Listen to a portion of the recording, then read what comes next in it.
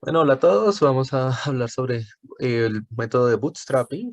El bootstrapping el nombre de bootstrapping tiene su origen en un adagio del siglo XIX que dice que uno no se puede poner de pie jalando de sus propias botas. Y en este caso, este método lo que nos va a permitir es generar parámetros de las distribuciones sin necesidad de conocer la distribución de las muestras, usando la misma muestra. Entonces, eh, ¿qué es el bootstrapping? Bootstrapping, como ya mencionó mi compañero, es un procedimiento estadístico que utiliza un conjunto de datos para crear muchas muestras a partir de este único conjunto. ¿Para qué sirve? Permite calcular errores, permite construir intervalos de confianza y realizar pruebas de hipótesis para diferentes tipos de estadísticas. Y pues es una alternativa a las pruebas de hipótesis tradicionales. Entre las estadísticas que se pueden calcular utilizando bootstrapping para el remuestreo puede ser la mediana, la media o la desviación estándar de la muestra. Más adelante vamos a ver un ejemplo de esto. Entonces, ¿cómo se construyen los datasets? En Bootstrapping remuestrea el conjunto de datos original haciendo muchos reemplazos consecutivos para crear conjuntos de datos simulados. Este proceso implica extraer muestras aleatorias del conjunto de datos original. Em, entonces,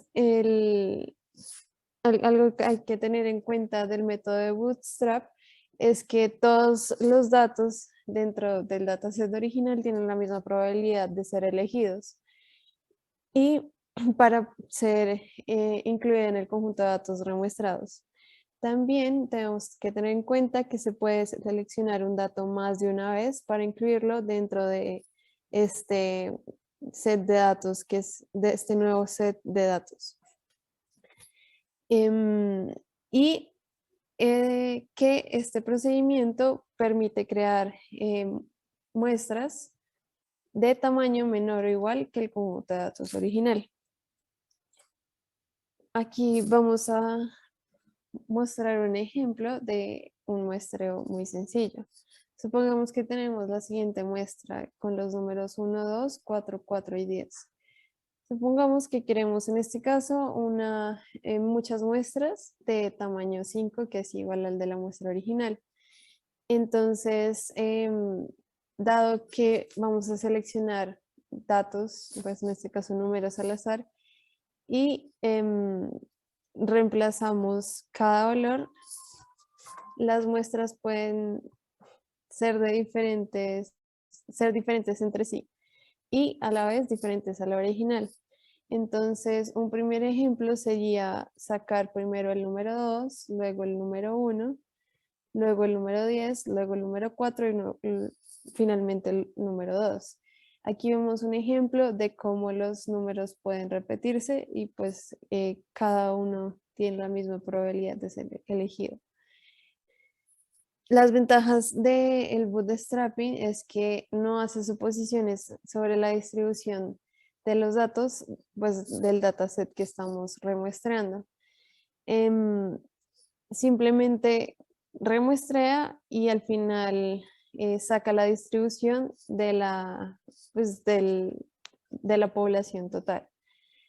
Los métodos tradicionales, por el contrario, tienen que suponer una distribución para poder remuestrar. En el caso, por ejemplo, de una distribución normal, tenemos la desventaja de que no podemos hacer un remuestreo suponiendo la distribución si tenemos un dataset de tamaño menor a 30.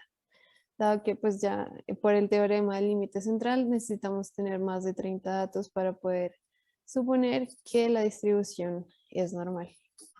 Entonces, vamos a utilizar el método de bootstrapping para estimar el error estándar de una estimación de la constante de Hubble utilizando un catálogo de supernovas del tipo 1A. Entonces, vamos a descargar un set de datos de supernovas tipo 1A. Nos vamos a quedar con aquellas supernovas que han sido observadas en su pico de luminosidad vamos a calcular la distancia a ellos y a partir del redshift vamos a determinar la velocidad de recesión heliocéntrica y con ello vamos a tratar de estimar la constante de Hubble que relaciona la velocidad con la distancia. Entonces, después de pues, procesar un poco los datos, los datos que vamos a obtener son estos. Entonces vemos que la relación distancia-velocidad tiene una tendencia lineal y lo que vamos a hacer es estimar la relación distancia-velocidad para determinar la constante de Hubble.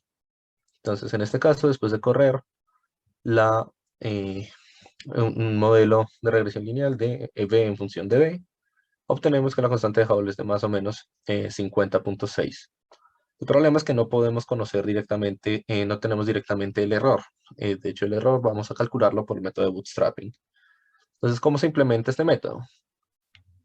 Vamos a generar, vamos a tomar una muestra, vamos a tomar un número t de iteraciones y vamos a tomar que las submuestras sean de tamaño n.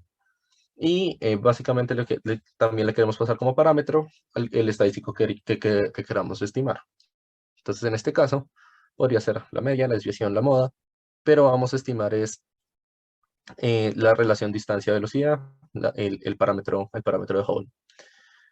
Entonces, generamos una muestra aleatoria de tamaño n y guardamos los valores de la variable dependiente y de la variable independiente para cada muestra. ¿Qué hacemos? Le implementamos la función que queremos, a la que le queremos estimar por Bootstrap y en este caso es el coeficiente de la pendiente. Y pedimos que nos retorne pues todos los datos, la desviación, la media y el conjunto de datos tanto para el intercepto como para la pendiente.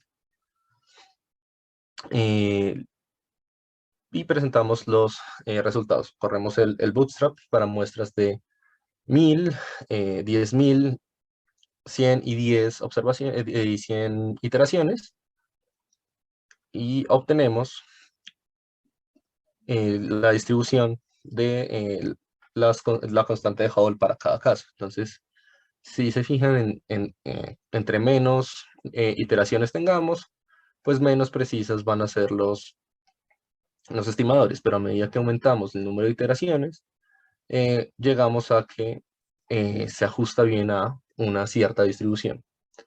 Y a esta distribución le podemos obtener la media y la desviación estándar. Y así obtenemos pues, el ajuste lineal a la constante de Hubble y le podemos construir los intervalos de confianza. Entonces, fíjense que cuando tenemos pocas observaciones, el intervalo de confianza es más o menos ancho, y a medida que subimos el número de iteraciones, pues el ancho va cayendo. Y esta es una aplicación sencilla del método de bootstrapping.